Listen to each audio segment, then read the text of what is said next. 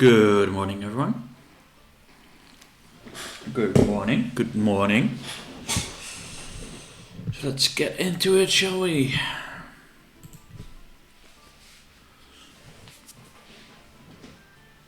Good morning, everyone.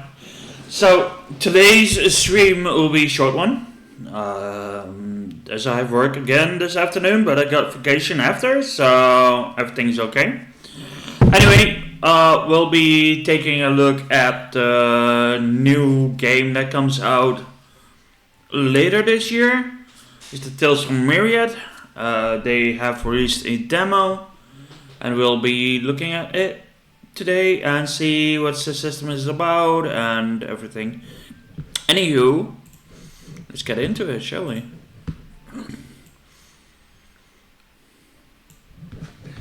So we got the Tales of Myriad. We came across this due to a member of our community, Mary. She was like, "Hey, you want to check this out?" And of course, we went to the Kickstarter. We saw it was a 2d6 system, which we actually focus on this channel. So let's get into what the demo actually looks like. So I like the character design. It's kind of like anime-ish character design on this. I like the many like animals types you can actually play. I have no idea what they're called yet, because the only thing we saw was 2d6, and that's what we check out. But I really like the design on the book so far. Anyway, the game is designed by Carson Daniel. He's an American guy that lives in the Netherlands as well. So I really like the graphic designing and everything on this so far. So we start off with of course, the table of contents, which is the introduction to the game, the character jobs. I guess the job system is kind of like taken from Final Fantasy, which is still like. So the game is a tabletop game. There's of course many of this. This is the first game that he created, so definitely kudos to how the game book looks at the moment for the demo. Really like how it comes together. So. It's like kind of like the same systems as what I've read here and what I've seen. It's kind of like it is definitely has a good presentation. What I like about it is that it starts off with, "Hey, listen, this is kind of like a more in your head thing. You're like your visual, guess, theater of mind system, which." We actually like more of this as being growing up with D&D and stuff like that. Like we always played D&D, like starting at hello there. Thank you for the follow as well. What I like about this kind of systems is that you have the theater of mind system, like more of that. Because you have things like Mask, you have things like Avatar Legends, to name a few. It's Roots as well. It's theater of mind, and we really like stuff like that. But so far, the art is well done, and I really liked the presentation of the book as well, being like when you open a tome or something, it feels like that. So, I have not written yet. I have not read further into it, but it's definitely more focused on what you do and what you can do. Except for like, instead of being stuck with an initiative roll or anything, at least that's what I get from this. Is what you see is what you get. Mostly. Good morning, Marie. Thanks for advising this one, by the way. Katakwat was the one that put this one up in our Discord. Discord is not fully running yet. Still need to fix a bit of a tweak there. But we can almost launch it. I really like what they do with this so far. So it's a 2d6 system, which is masks and avatar and everything is 2d6. And I find those systems more enjoyable than a d20 system. But that's just a personal taste. So let's see, you have three elements as encounters. Yeah, it's 2d6 but not powered by the apocalypse, but I guess it's kinda... It's a mix of D&D, what I've seen is a mix of D&D and powered by the apocalypse system. Which takes best of both, I guess, if what I've seen so far. Because with powered by the apocalypse, you don't have saving throws, you don't have skills, which you do have in D&D, like in D20. Found the randomized character creation of Tales from the Myriad very interesting. It leads to some fun things. Okay, I'm not that far yet, but as far as I've seen now, I like it. It's not many times that it comes through that I like stuff like this. That's fine. So let's see. How to play. Tales of Myriad is a 2d6 system. The success of your actions and choices in the game are determined by the sum of two six-sided die. The cube ones to be sure. Other parts of the game, such as rolling for damage after successful attack or rolling a random outcome on chart, may require different dice. Okay, so the main die, like the main dice, are the d6s. But you can have a d4, a d8, d10, or d12, or even d20, depending on what happens. Okay, so you take the main thing is to do 2d6. That's cool. It's all fine. But then you can go into the other ones. Okay, so it takes best of both, I guess. But wherever you need to roll dice to determine how successful you are, look for your six-sided die. If you need it, always round down. Okay. If you're completely new to the tabletop games, which we are not, been all together over 60 years, I guess, with the main group.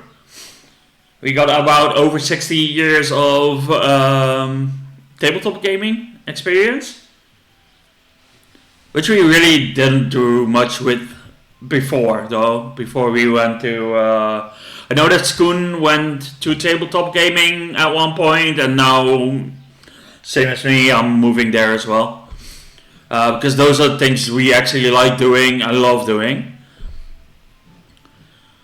So what kind of things you have? The three elements are encounters, including combat, exploration, social interaction, and a thing called shenanigans as well. It's the fourth element. Okay. It's heavily encouraged. The code here is this game doesn't break as much as it bends. So please go wild. Okay. So they really do want to go with that. That's all cool. So what kind of stats do we have? We have power, which means health, physical strength, making melee weapon attacks and carrying items. That's basically strength. Finesse, of course, is dexterity. Picking locks, using ranged weapons, crafting items, acrobatics. Okay. You have insight, spatial awareness, detecting lies, religion, knowledge, religious knowledge, and casting divine spells. You have to have insight for that. Okay. Charms, influence, and charisma, and of course deception. Arcane is something that you don't see that much though used in in a stat block. So understanding magic, spells, magic items, and casting arcane spells. And then you have of course, the knowledge of the dark magic, which is the occult, avoiding chaos magic and monsters and dungeons, casting occult spells, and then you have the personal luck as well, like the luck stat. Finding unusual items at the right time, which was kind of like luck, yeah. You will learn how to give your characters these stats and know how to make a character. Okay. I don't have my die like close, but I do have 2d6. I do have dice close by though. Got the Avatar die, which is fine because there's 2d like d6s. You don't have to create your character but it's important to note going ahead that your stats have two numbers, the modifier and the score. Okay, so the modifier and score is the same thing as in D&D. They have saving throws as well. There's difficult change and such, skill points as well. Like skills, what kind of skills you can have as a character. Okay, what else do we have? The encounter. In a tabletop game, an encounter is anything that makes you roll your dice to see if you succeeded. In Tales from Myriad, success is determined by adding together a 2d6 roll plus or minus your stat modifier. Reaching a number against a difficulty challenge, or DC for short. The DC is set by your game master, of course the person that runs it. This is kind of like in D&D, so definitely I see influence from D&D, but I also see influences by Powered by the Apocalypse. So as I said before, it is, I guess, best of both worlds. So what kind of things do you have? We have, of course, we have the DC difficulty. Thank you. So if you can drop the link in the Discord, I can join as well.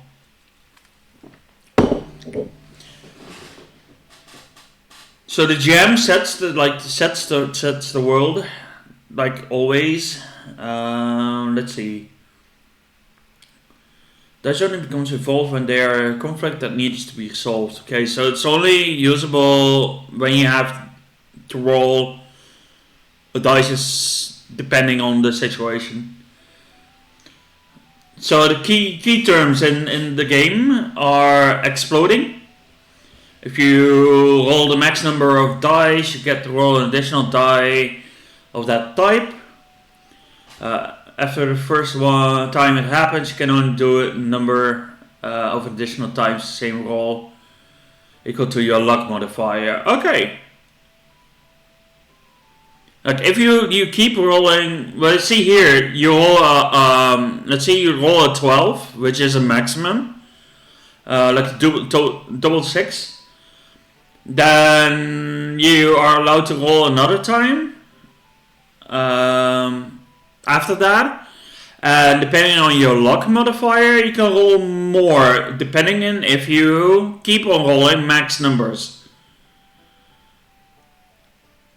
That is interesting because that means that if, for example, I have a 5 in luck, for example, and what I understand here is I roll a maximum of 2d6 and it becomes a 12. And after that I roll another 12. And I keep rolling 12s. That means I keep critting. That is interesting. It's not like what you have in D&D. It's where you roll a d20, you crit, you roll another, you do another dice, you do a maximum, and that's it. Yeah, it is per die. Yeah. So I think that is depending on your luck modifier. For example, if you have a +5 in your luck, I don't know if that's possible, but and you keep on rolling 12, 12, 12, 12, for example, and you keep rolling that every time. It's up to the number of your luck modifier until you roll less than the max damage, like a max like number. This is a very interesting because that makes it. Oh, you're lucky in doing this. So, and welcome in there as well, Amber Wickhard. So we have proficiency.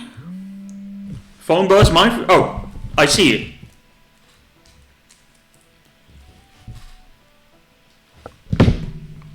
I did put that off though. I have no idea who that is though. Give me a second. No, it's mine.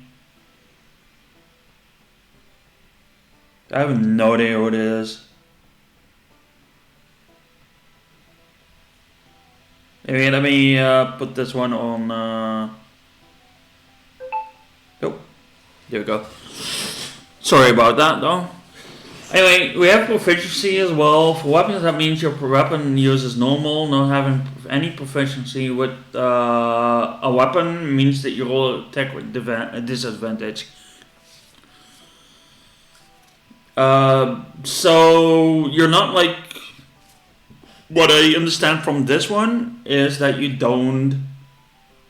For example, if you wear heavy armor and you're not proficient or whatever, like cast spells, casting or whatever, you cannot use it. I like the idea of being able to just grab a weapon and use it, even though you're not proficient with it. It's like you have a DC like a disadvantage. So the disadvantage is you add an 1d6 to your roll and take the lowest two. Oh, okay, so disadvantage you add an extra one. So it becomes instead of 2 die, you roll 3 die. And then you take the 2 lowest. I think that's better than I roll a d20 and I minus something. It's kind of the same thing though, with 2d6 and 2d20 and you take the lowest. But I like the idea of being able to roll an extra d6 to see what if you roll lower or anything. You can still roll like 3 6s if you want to. If the luck is there.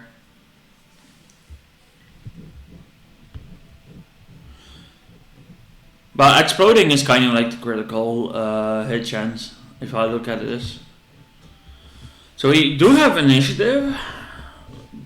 Okay, so we have initiative. At start of combat, flip a coin for players versus the GM.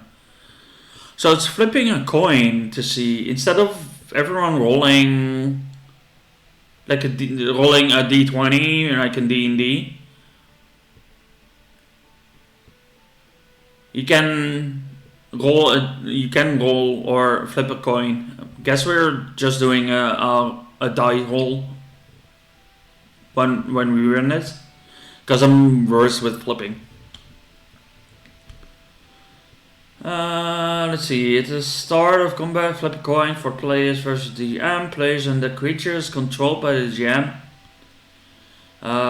take turns back and forth. So, for example, if a player flips higher and flips hands and I flip tails, the GM, for example, the players go first, then me, then players, then me, then players, then me, then players, then me. I guess that's how it works. To roll a 1d2, yeah.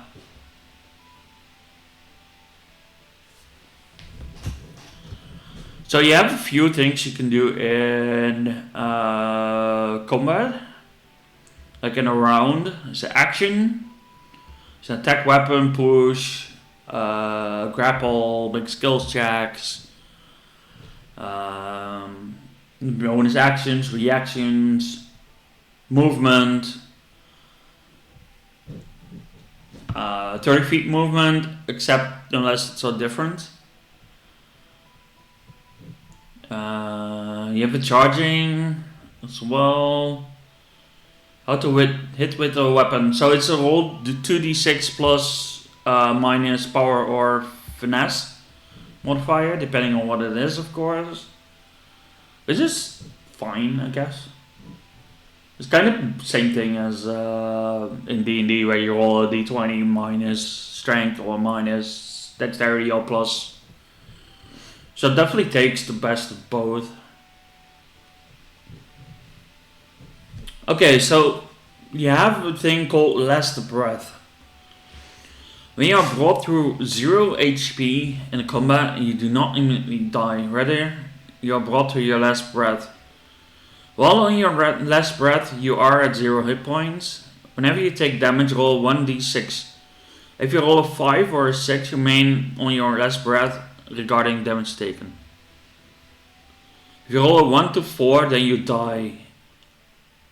That is something. If you are brought to 0 HP in a way that is not attack, poison, or spell damage, just falling extreme distances, or very heavy objects being dropped on a character, Last Breath does not apply when taking this damage. Falling 10 feet or more while in combat may leave the character on their last breath. Okay. That is different than what I'm used to. It does take like the more of a cinematic type of death and everything. Okay. Look out below is a falling damage. It's 1d6 integrated damage for every 10 feet they fall. So, for example, if my character falls 20 feet, it's 2d6 bludgeon damage. Like, okay.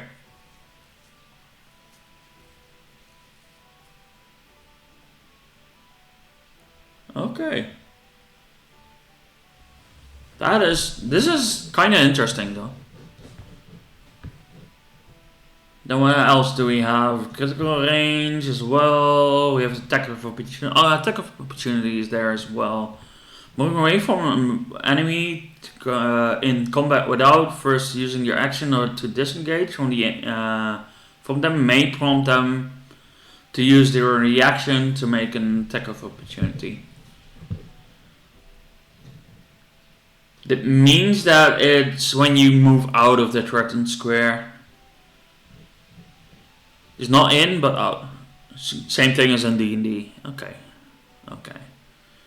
Cinematic advantage / stunts. To make a player's physical attack action more versatile, players may gain a cinematic advantage by using the environment to perform stunts or achieve cool effects. This is how it works. Player announces that they like to use the environment to do something cool. The DM sets a DC check if it works. If you succeeded, the player does that. Okay. So that depends on the DC of what you want to do and if you can actually get to it or not. Ticking. So ticking is an ability that goes off. For example, if I cast let's say a fireball that is like slowed and takes a few turns. You can also do stuff with this, okay. But same thing with the poison or whatever, it takes off at a certain type. You have statuses. Statuses are kind of from the... Hey Pixie! Good morning. Statuses is the same thing as what you have in D&D, same thing as what you have in the Powered by Apocalypse. It's like a status you have on your character. Like blinded, charmed, confused, cursed, or deafened. Then you have way more than you have in, of course, Powered by the Apocalypse. But there's some samples there you can have as a character on a monster as well. Fear is something new though. Fear is in D&D, think it's just prone because you're feared of doing stuff.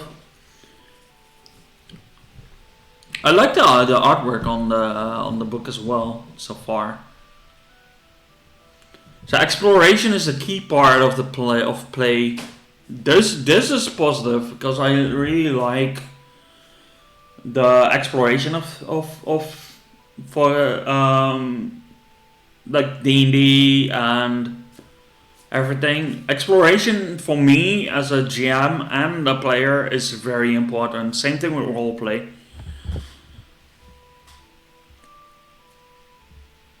But with the exploration, I think so far what we've seen already is a very interesting system to pick up as part of the schedule. Maybe a West Marches style game as well. So you have rest, of course, with like a short rest, long rest, same thing as in D&D. Over encumbrance. We normally never like used stuff like that. Like, hey, I have such like I have so many stuff in my bag, but we don't count it. And what I've read here is that you have like you gain exhaustion from it. It's just for every hour you're like over encumbered. Which you're exhausted. You can get exhausted, which is an okay system. It's not. We don't use it that often, but I think with this kind of stuff, like this kind of game, it's definitely something that we can look into, like using and everything. So the social interaction is a very it's social interaction between players and the world, and the social interaction between like NPCs and players makes the world, in my opinion. And I think that's something that we can definitely with the exploration and the social interaction. You can make a living world. I would love to build a living world where. What I would love is to build one. For example, what we do with West Marches style mosques at the moment on Schoon's Tavern is that we have a living world, many different jams come in, but it's still the same world. And I would love to build something like that. It's kind of what Critical Role now is doing with their systems and everything. They're building like this whole world. I would really love to do something like that, like in the future as well. So we have the social interactions. Is we have a dice roll as well. So. For a stranger, for example, you come into a tavern or whatever, just example, you talk with a stranger. That stranger can be either very unfriendly towards everyone, or they can be extremely helpful. The same thing with like in wild animals or beasts. It's like it's an act of hunting or tedious. Kind of like I like this actually. This is awesome that you can roll against. Hey, how does this character react to you or does environment or whatever? So we have character creation, right? So what kind of races do we have? What kind of like race do we have? We have the manlings, the humankind, the Sylvan, Sylvan are the blue-skinned, pointy-eared, short elven creatures with dense curly hair. So I guess that's the elf. Animus is a reanimated golem that takes the shape of a common ceramic item. So I can be, for example, I can be a cup, or I can be a vase, or I can be a flower pot, or anything like ceramic. That is interesting, actually. Then you have the frogs, like the froglings. You have the birds, birdling, the beasts, beastkin, gnomes, and you have modmas. There's a bunch of funny races, I guess. It really is something.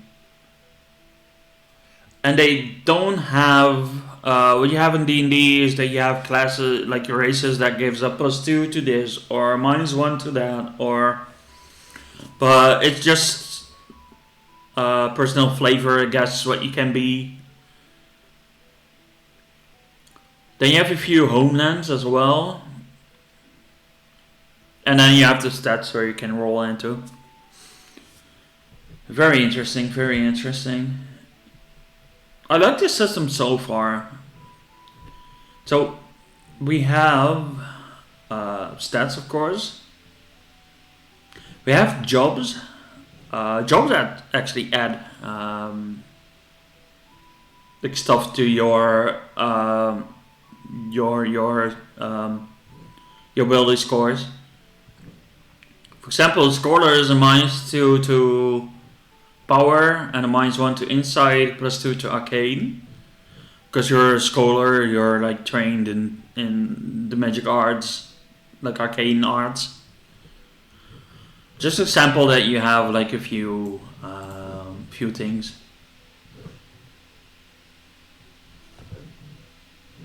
Let's see. How calculated health is 1d6 plus your power modifier, rerolling once, with a minimum of 1 hit point. For every additional level, roll a d6 plus half power modifier with a minimum of 1. So you don't get the maximum of your, you just get half of what you have as a power. For example, I have 2 in power, it becomes a minimum of 1. Banes and boons. Not every character is perfect, but every bane comes a boon.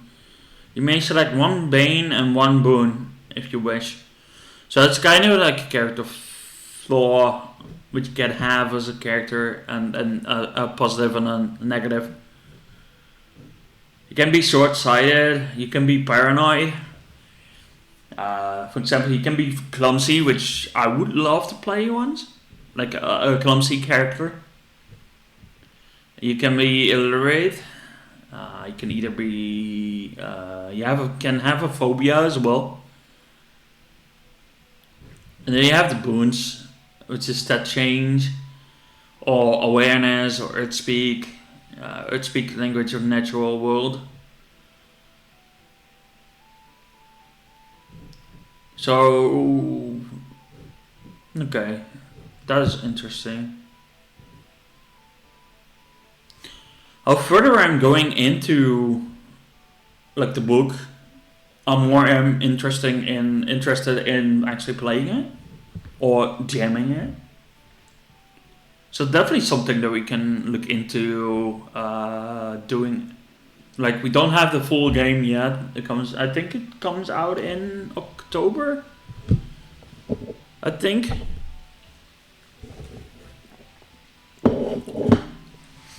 It's definitely what we can do is do a demo or just try playing it. So we have leveling up is a level 1 to 10.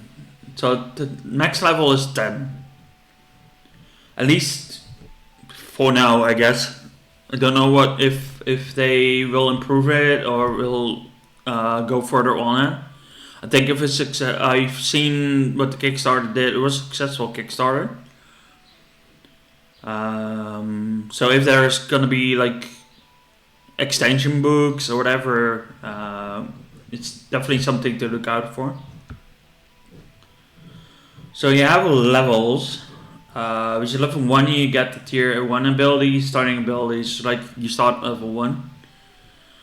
Then you have 2 levels of nothing, then you have a level 4. You get a +1 step bonus, additional performance for performer, additional nature spells for edge witch. Okay. So you still get like your ability scores, your step bonus. Okay. I see a bit of a Goblin Hunter vibe over here with this character. Goblin Slayer, I think it's called, the enemy. Definitely feels like it. With the headband is kind of a Naruto thing. So what kind of jobs, like classes, do we have in the games? We have the Scholar, we have the Hunter, Marauder. Marauders could be Barbarian, Fighter, Soldier, or Warrior. We have Cultists, Duelists, Merchant, a Thief, a Performer, a Hedge Witch, a Witch in Training, which who studies the natural ways of the world. It's kind of like a Druid. Then we have the Sage, the Holy Priest, or an Acolyte. That's kind of like the, I guess, the Cleric. They have Nomad.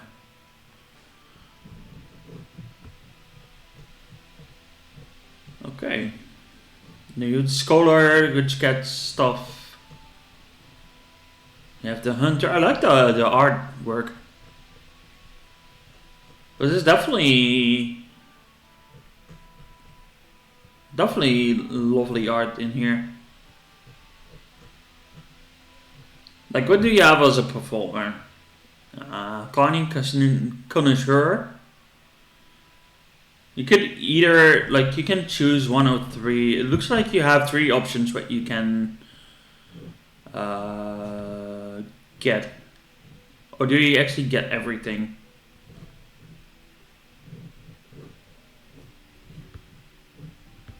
The merchant gets, you get the tier 1s, right? It looks like you get everything that is on the tier 1. Then you have the tier 2, 3. Let's see if I can find it. Oh, you choose. Okay. So it's not, you don't get all 3, but you choose which way you can go. Okay.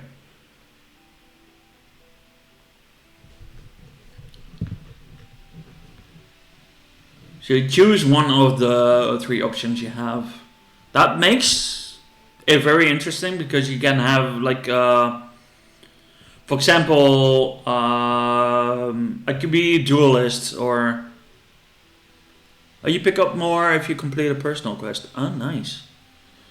So there is improvement. Like what you have in Avatar Legends is that you go to a trainer and you do, for example, you get lava bending. You want to go become a lava bender. You can go to a trainer that, like a teacher that learns you stuff like that.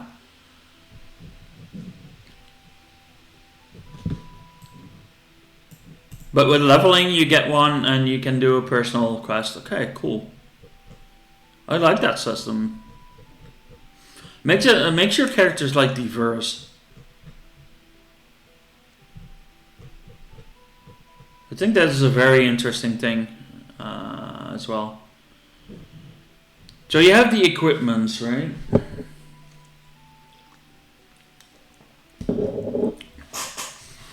You can roll for your equipment.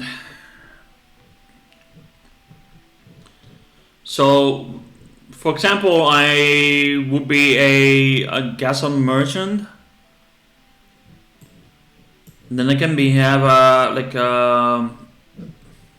I have light and ranged weapons, a minimal head, Only with well-traveled magic. So if I'm a well-traveled merchant, you get a magic item. Okay. But for the rest, you actually get it. Nice. Nice. You roll 2d6 to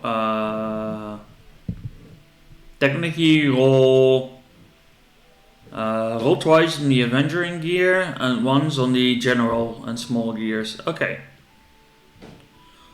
So you can have, for example, you can have a water skin on you, and you can have, for example, a tent as your starting adventuring gear. And then you can have, for example, you can have, say, a bucket with you as general gear, and you can have, for example, a sponge. Then you can have different things as well with weapons. You can actually technically build your weapon. So, for example, I'm a merchant that has a bucket and everything on there, and I have a poorly repaired, would say, a poorly hand axe, like poorly repaired hand axe.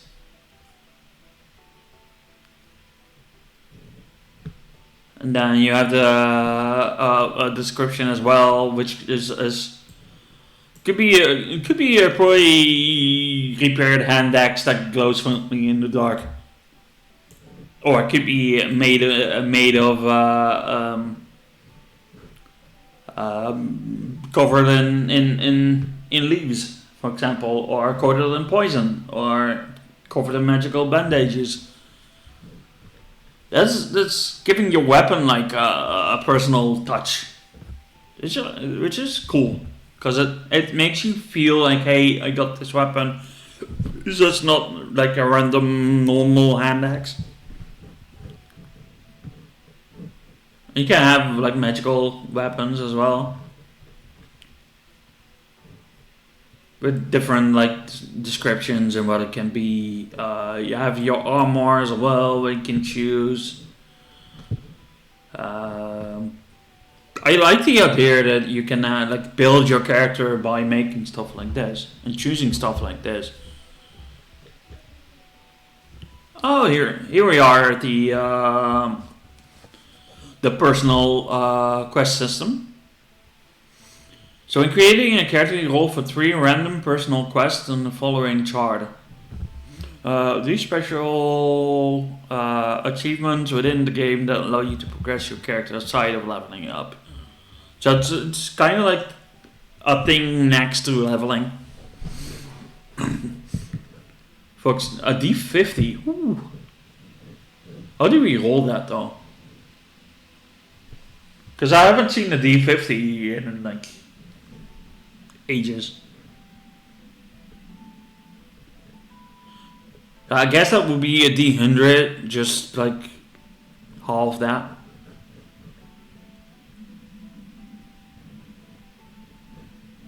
So I could have, for example, a personal quest that is obtaining shelter for a group while traveling.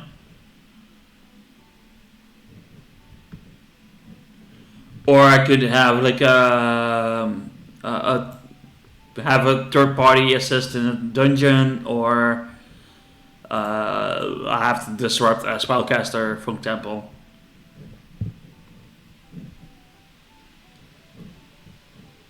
Personal quest, nice. I like the idea of that one. Completing a person. Let's see. When creating a character, you roll a minimum of 3. Like a 3 random personal quests on the following chart. These are special achievements within the game that allow you to progress your character outside of leveling. Completing a personal quest allows you to increase the stat score by 1. Obtain an ability from your job in tier that you have access to, or grant you an additional level of weapon proficiency. At the next long rest, you roll for another personal quest, carrying 3 with you all the time. So you never run out of personal quests. Always have to do, let's say, I want to be a merchant. I'm a merchant that, for example, do something like travel through a blizzard or a storm or a sandstorm or a thunderstorm. But it's something my character wants to do, and that means that it's a personal quest. I've never really seen this being used before. So you have magic well, you have to have components depending on what kind of spell, I guess. You could have a miscast as well. Miscast is kind of like, you roll 1 on that your thing. But you could have no, this is different. If you roll 2 of the same number while casting casting it, results in a miscast. And you roll for the effect of the miscast table. So if you roll a double on your spell, that would be a 1 miscast. Okay. So you can never roll double when casting. Otherwise you miscast. Rolling 2 4s on a 2d6 would be level 1 miscast. Rolling 3 4s on a 3d6 would mean level 2 miscast. Rolling double 2s and double 1s on a 4d6 would also be a level 2 miscast. Okay. So you never want to roll the same thing. Ever when casting. Because that's actually a negative thing if you roll 2 6s on a 2d6.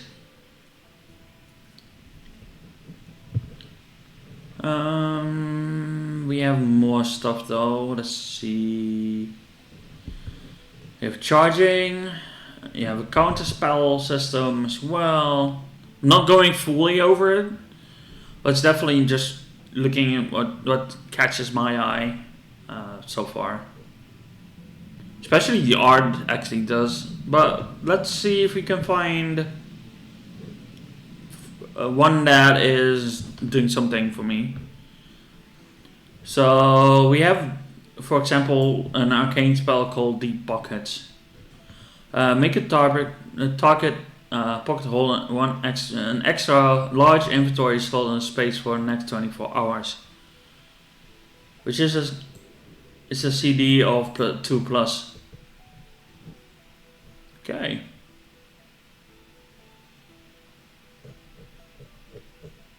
Or we have a messenger, which you have a spell. So what I see is you don't have the same thing as like spell slots. You can just cast them whenever you can. There's a lot of spells there though, like different things, invocations as well for the cultist. Performances, of course, with your charm. You can have a vocal, you can have an instrument, a dance, or a theater. Theater might be interesting though. Like those are performances, I guess, for the bard.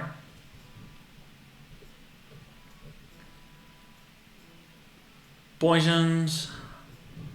Oh, that's funny, this art though. The items, we have food, potions, miscast table, a tier 1. So if you have your d20, what you can have with or without your luck is if you roll a 1, for example, or your d20, and you keep it at 1, you roll on a tier 2 miscast table. And so forth and so forth. For example, I roll two twos on my die, and I can have a miscast on a spell of mine, which could have all the food within 60 feet like spoil, because you use magic and the magic goes like pulsing out.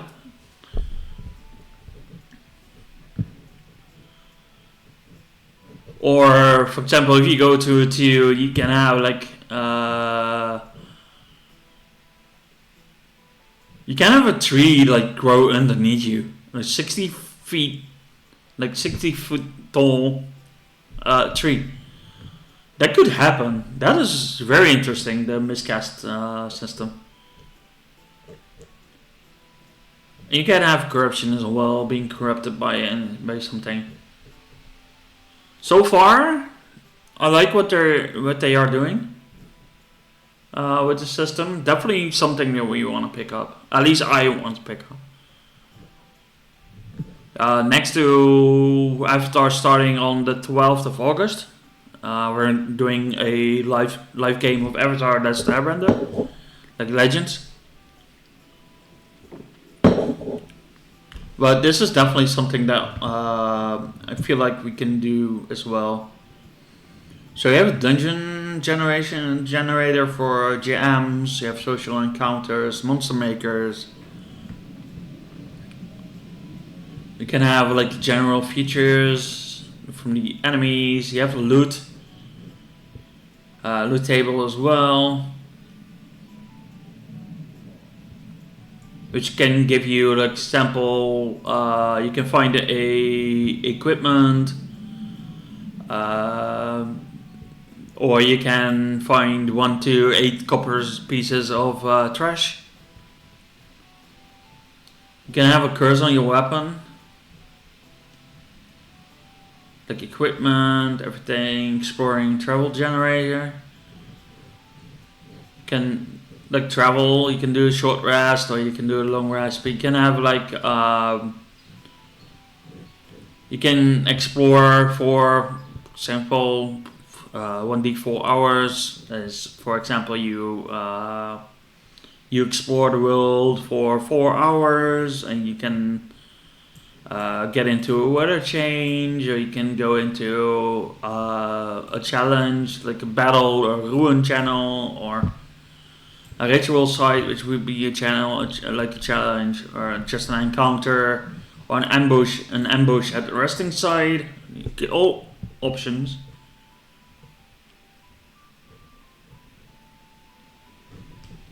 You also have the weather, what kind of weather there is, with all the effects on there. For example, it's a thunderstorm, you have a disadvantage on perception. Targets outdoors have a 1d20 on a 1 chance to be struck by lightning.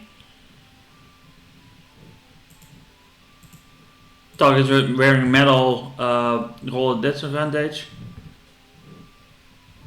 Reroll on a 6 to 20, become heavy rain after 4 hours. So it could be, for example, you have a thunderstorm that leads into heavy rain.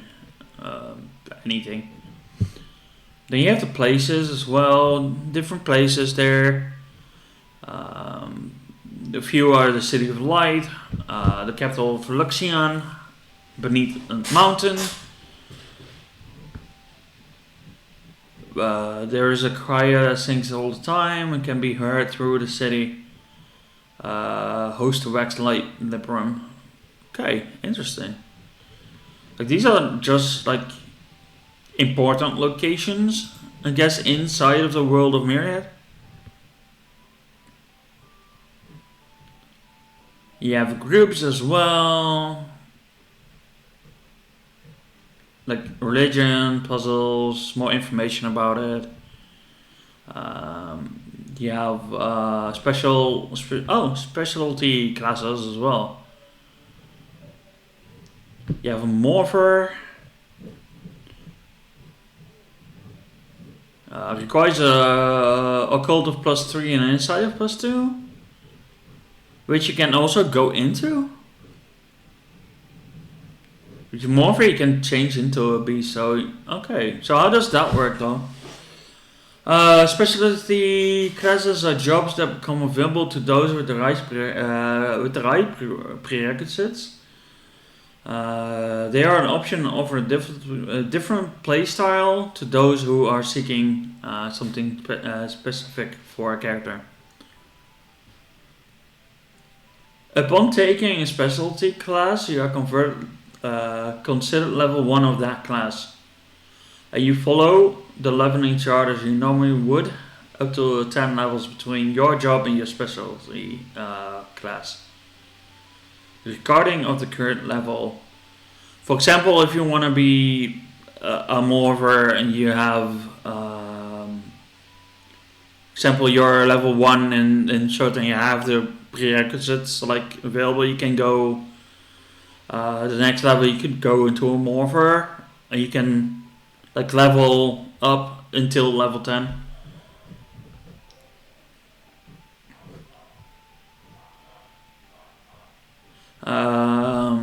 Let's see, once you've gained a level in specialty class, you cannot gain levels in this job. Okay, so for example, you're a level 4 and you become a morpher, you want to become a morpher at one point. That means you have to get 6 levels in morpher, because you cannot gain levels anymore in like your main class, your main job. As far as I am reading this.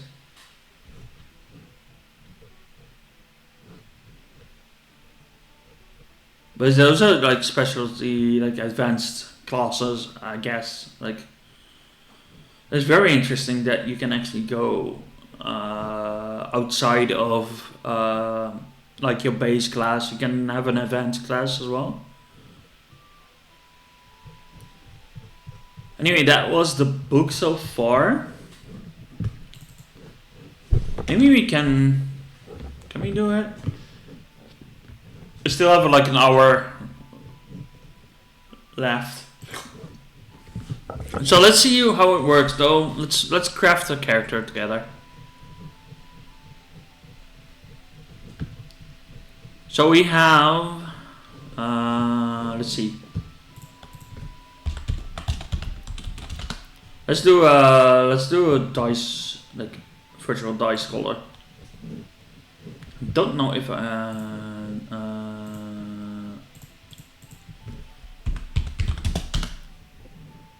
let's do this one.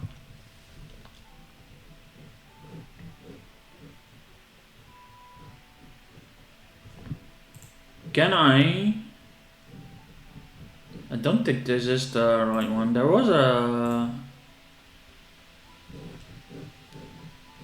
Okay, so let's see. What do we have? What do we have? Let's craft a character. Just see how the character creation becomes.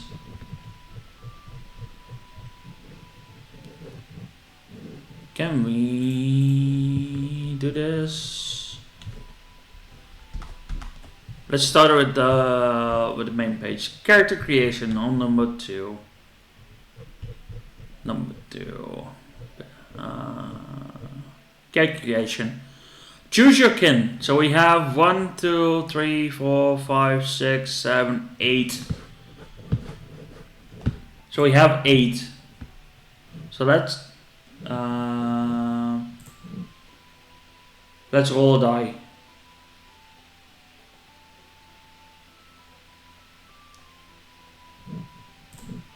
Number 8. So we are Mothman.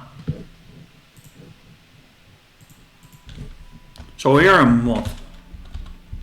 Okay. Choose your homeland. What kind of homelands do we have? We have 8 homelands as well. So let's start rolling that one. Number 4, we are from Gobani. We're from the Badlands. There is steppe, desert, tall, outside of the tree. So, for example, we could be a desert from the desert.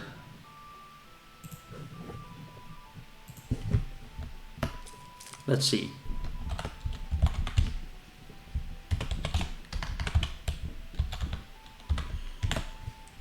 Okay. Then we have the stats. How to roll stats. Roll stats scores in order, switching only one score around, apply, add, job, etc. etc. So what do we do with rolling this one though? Your scores baseline determined by the sum of 2d6. Okay, so let's go. Roll 2 at a time.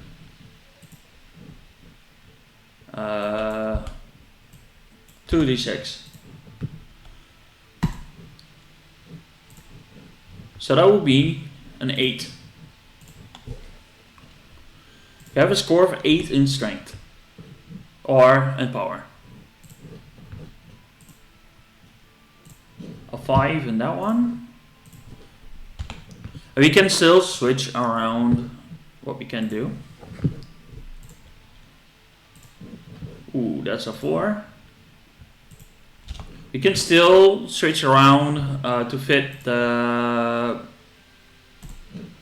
what class we have, right? Or what kind of job we have. That's a 7. Let's see what we get here. A 10. So depending on what we roll for as our job, we can still switch things around. And then we have an 8 as the last one. Okay. What else can we do? Roll stats interchangeable with jobs. So what kind of jobs do we have? How many jobs do we have in total though? 1, 2, 3, 4, 5, 6, 7, 8, 9, 10, 11. It seems that we have 11 jobs. So what we can do is roll 1d12. And then if we roll a 12, reroll. So we are number 1. I guess where we are what looks like a scholar.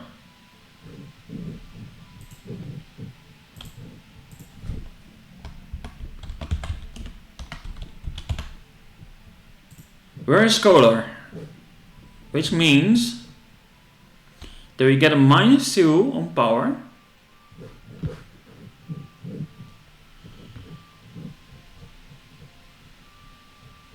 So we get a -2 on power.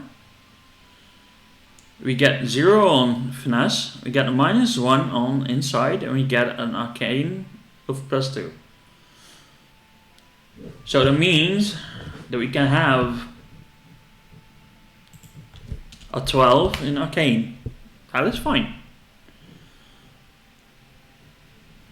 I don't think we want to be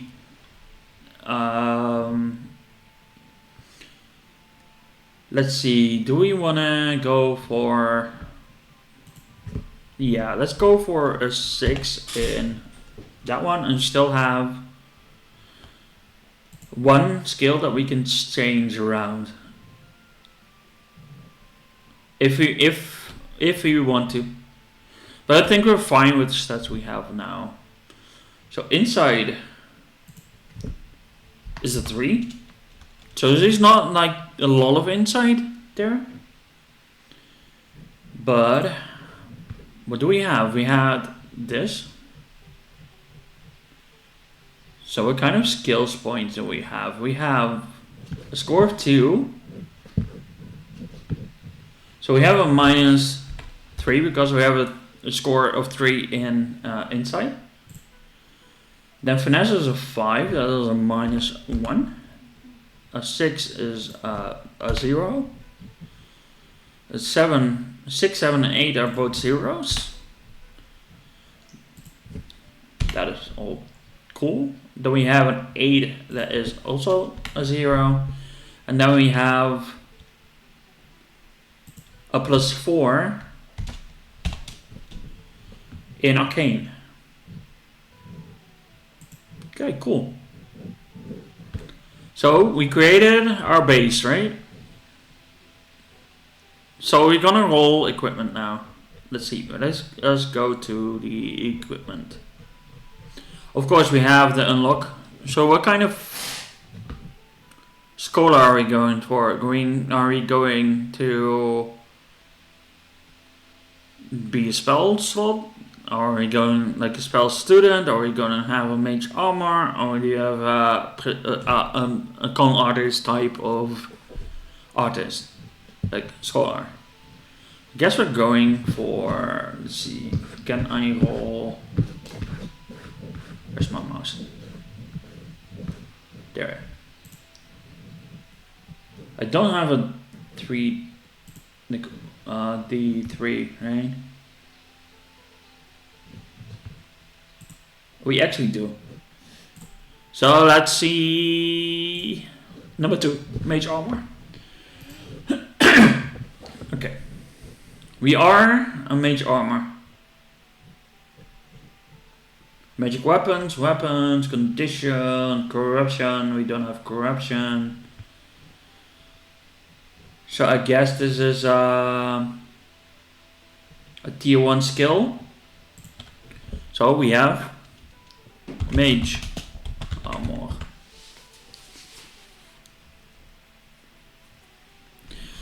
You gain a damage reduction of -2 against physical attacks when wearing minimum armor. That is a cool thing. Character like building is very handy as well. So we have light medium weapons, and a magic focus.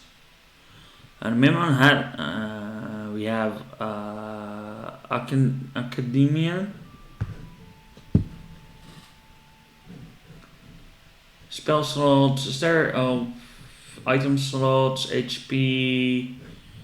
So how do we determine the HP of like your job? You return, welcome. So we are crafting this character, right?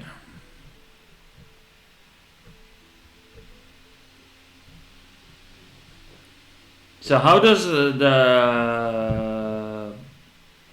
HP work though?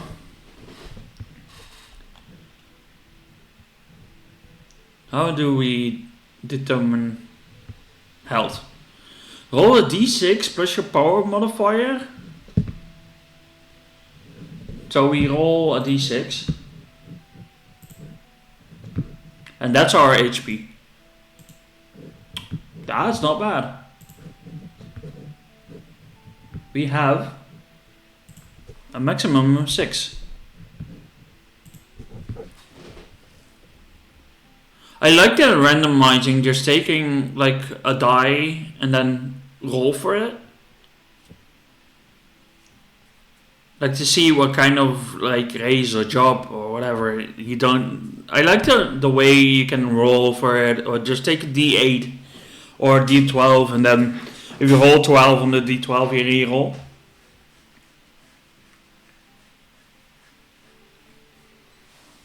But I like the way you can actually like craft a character. So we did a health.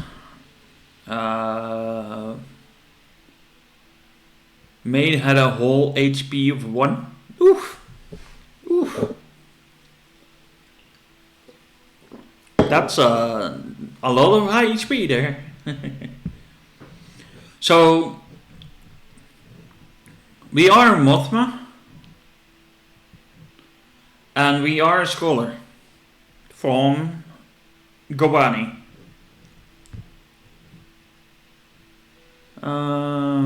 We now, let's see, we did HP.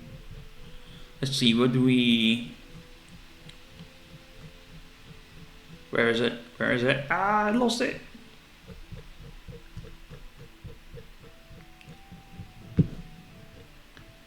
Let's see. Where is it? Where is it? Character creation. There we go. Turn job. We did that. Now we roll equipment.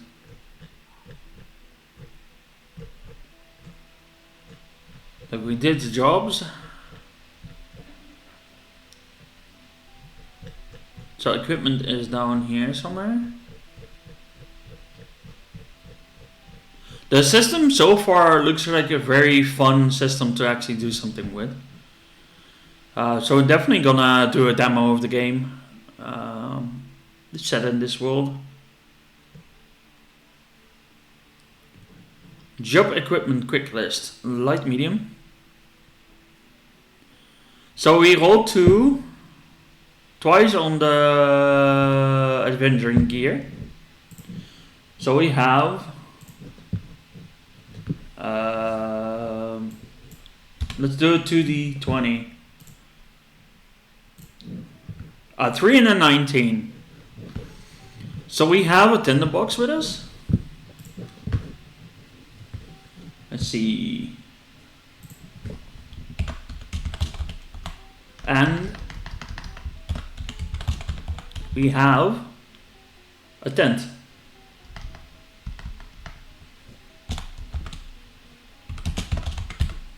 And we have a tent with us.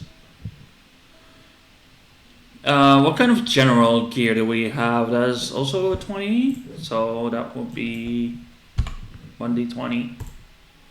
Let's see what we get. A number 5. Grease. Okay. And then when it comes to small, we have a blank book. That can be written how we could do.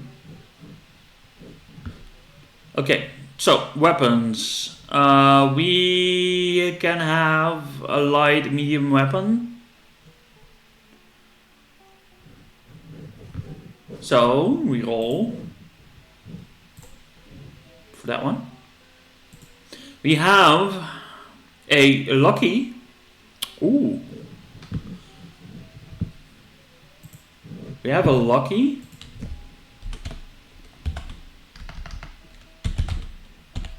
What kind of weapon do we have? Light weapons, right? Light, medium. So we can either go for light or medium weapon. Let's roll a d2 to see what we can have. If there's a way to do roll die, roll d. Yep. So either gonna be a medium weapon or light weapon. It's gonna be light weapon with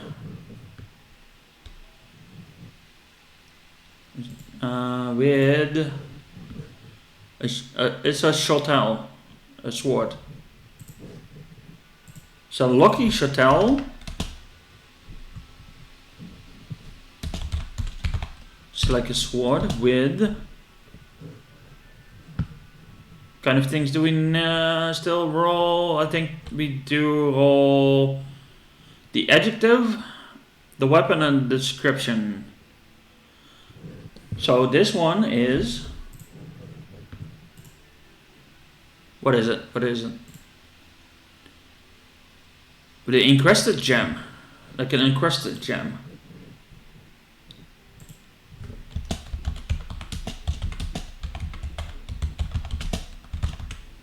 Cool. So we have a lucky shottel with an encrusted gem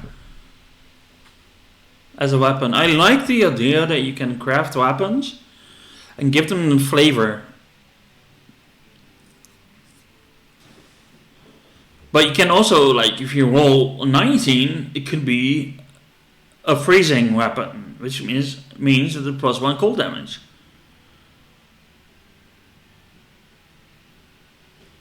But we rolled one that is a lucky Shotel. It's a +1 critical range. It's a +1 crit weapon. That's not bad as a level 1 though. But it could also be like an oversized weapon. So you do have magic, you have an arcane focus. So what will be our arcane focus? It's also a d20. So let's see what we get.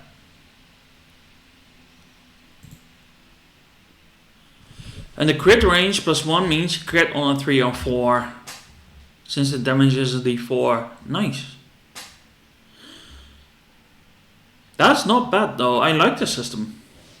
I like the idea of having like the ability to get a lucky weapon or an oversized weapon or anything.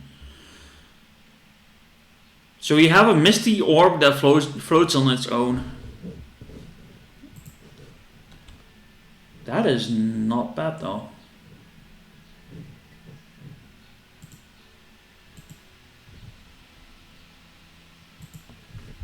That's ponder the orb. Yeah. It's like a floating orb.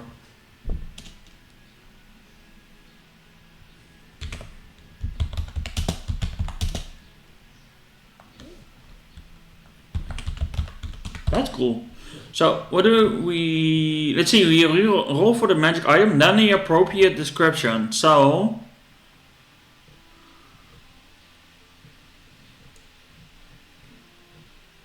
Can we have a description on there though? Folky description. After choosing an arcane folky, roll for 3 random spells for the arcane list.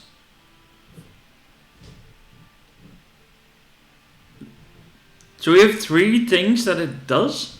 Okay. Roll for 3 random spells on the arcane list.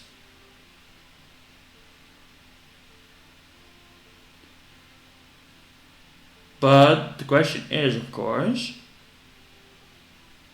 what kind of thing do we have, or what does it do? So let's roll a d20 again. And this item starts with 3 spells. Nice. So we have a floating orb that floats on itself, filled like it's covered with bird carvings. As a moth, that is very funny though.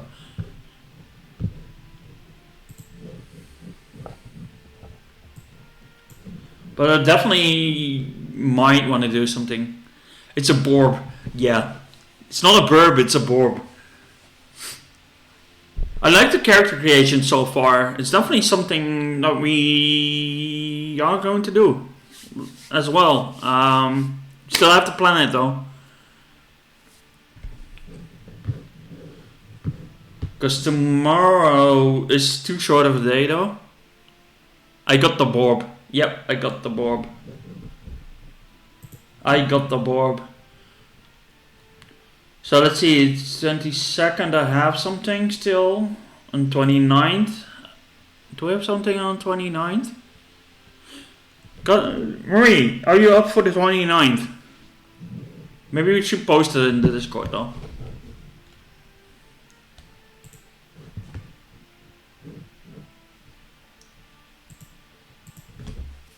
Because we do have Avatar next month, but this is something that we can try out as a one shot or anything.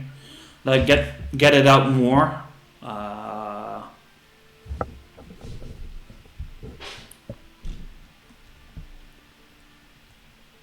Yeah, let me make a post.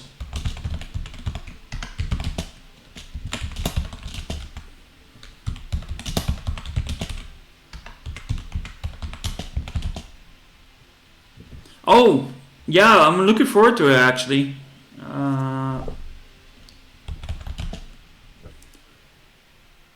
Yeah, I think so. I think there should be. I don't think there is a ruling about it currently in the demo though. I don't think so. Let me see if I can find it.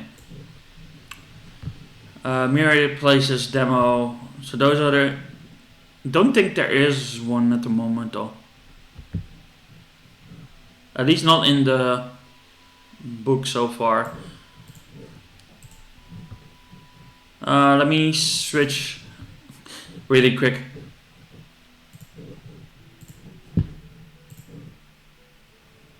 Posted it to Twitter. A separate doc. Okay, let me join the Discord there. Yes, I am human.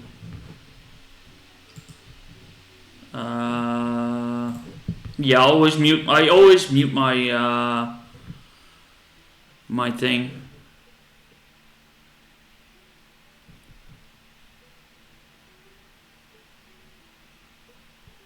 Yeah, I joined in with the Traveling Tavern.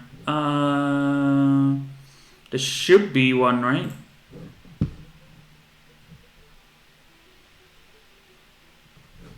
Let's see if I can find it. Myriad updates, maybe?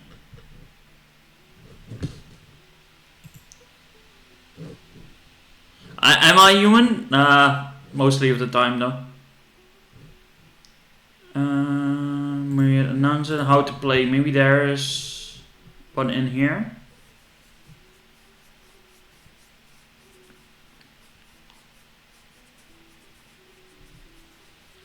Character sheets, printable character sheets. Cool.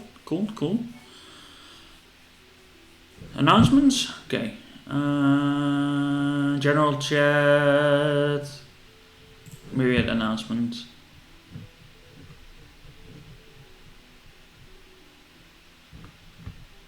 Let's see. Or updates. Yeah, it could be either one of them. Maybe in a pinned message though. That's a how to social updates. We'll look into it. I also found the tweet. Nice. Oh, thank you for tagging. Cool, thanks. So one-shot rules, right? Place roll for the stats as normal, but not hit points. Okay. Choosing job is special class and receiving any stat bonuses. Okay. Apply to the score and select their ability. Next two pieces. Okay. But knowing us though, this will never turn out to be a one shot though. Always will become more like it becomes a full campaign. Because somehow I cannot do one shots. And full campaigns is something though. Oh, look at that! There's a cheat sheet. Hey, nice.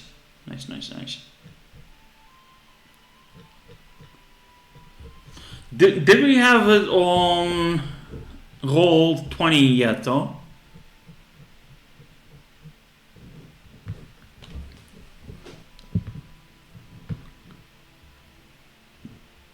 Because I don't have time to build a website.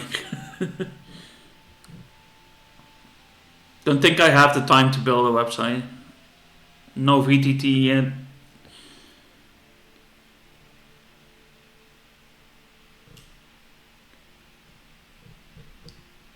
Unfortunately not. Okay. But we can do... I don't know if I can change those things though on D20 and Roll20.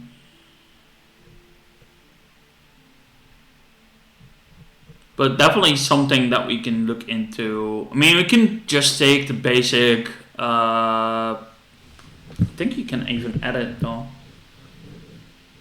Don't know if we can actually do it.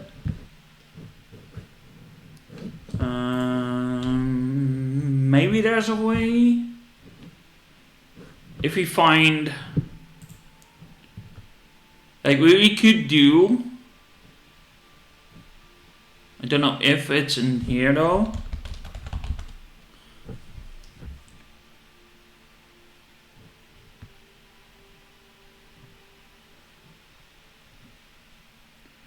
What we can do, maybe, there's a lot of work though to get this up turning. Because I know that if we take if I get the, like the deluxe edition, like the a sub 2 Roll20, I can add my own stuff. That's definitely something that we can look into working on, if you're okay with it. Think you can, yeah, dice ball on Discord. Yeah, we could also do that.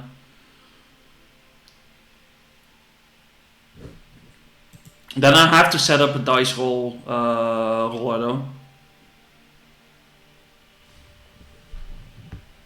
I have to look into getting the bot for that one. Is there actually?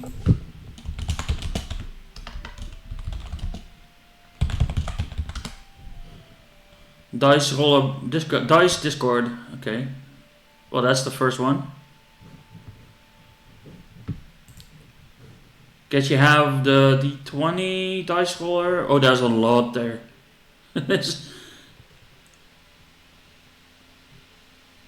Roll bot, rolling, dice. Yeah, there's a lot of bots that we have there. What we can do is set up like the dice roller, like the screen that we have where the dice roll will be.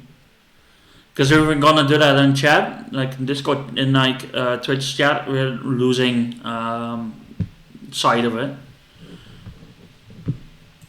But it's definitely something that we can look into.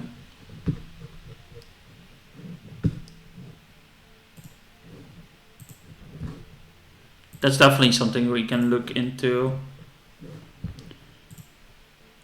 But yeah, I think this is it for me though, for now. The game looks very promising. Very promising. I liked it. It's a mix of D&D and Powered by the Apocalypse, which takes the best of both. I guess that's the best I can say about it.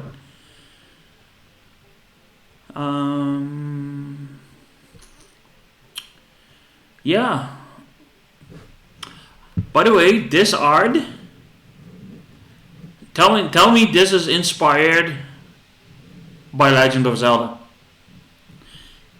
Because you take the chicken, and you have angry chickens following you, and you have green on and ahead. This is definitely inspired by, literally by Legend of Zelda, and I like it. I like the art. The art is top notch though.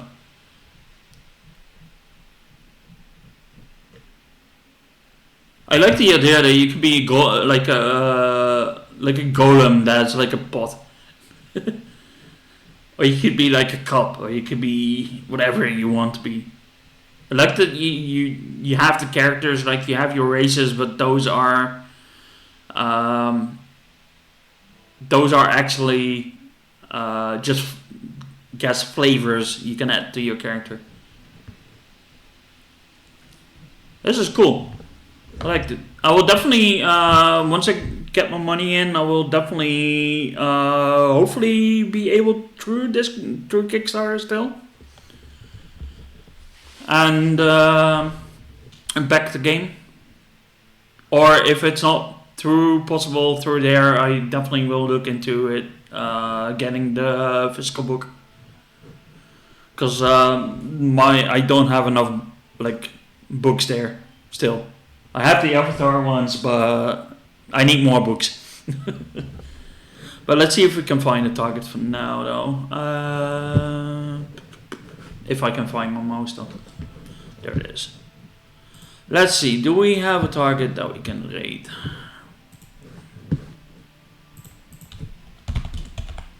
Let's see if we can find one. Critical Role is doing something. Critical Role is doing... That match is always online though. Mm, I think Deathmatch is doing just reruns. Yeah, let's send it over to the Critical Role one. But we'll definitely look into setting this up as one of the games that we are going to run.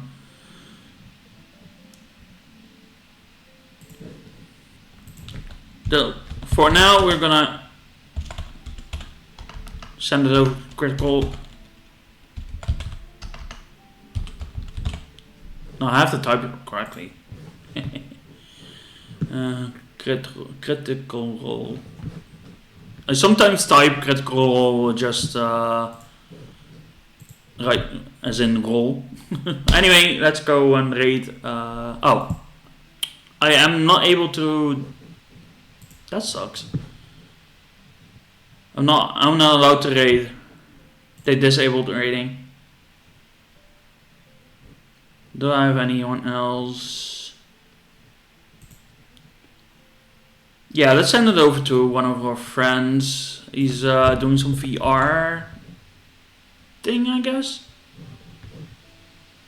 Yeah, he's doing VR stuff again. So we're gonna send it over there.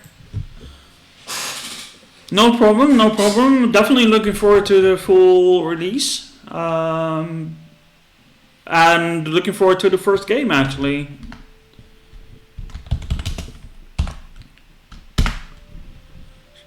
Anyway, thanks for watching and thanks for stopping by. I will definitely load this one up to YouTube as well once I get the ability to. But thanks for watching and thanks for showing us this game, Murray. It's really love it.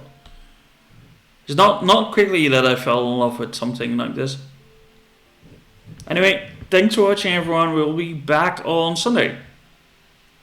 Bye bye.